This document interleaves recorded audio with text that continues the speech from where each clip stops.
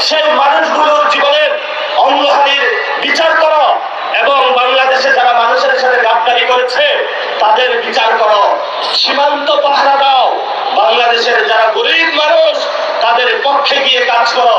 যদি তোমরা এই কাজগুলো করতে পারো তাহলে তোমরা লাফালাফি করবে না, তোমরা কাজে নিয়োজিত হও। আমরা তোমাদের সাথে ঐক্যবদ্ধ হয়ে কাজ করতে রাজি আছি বাংলার জনগণ। আর যদি এদিক সেদিকের চেষ্টা করা হয়, হাজী শরীয়তুল্লাহ লাঠিয়াল বাহিনী ছিল ব্রিটিশদের বিরুদ্ধে।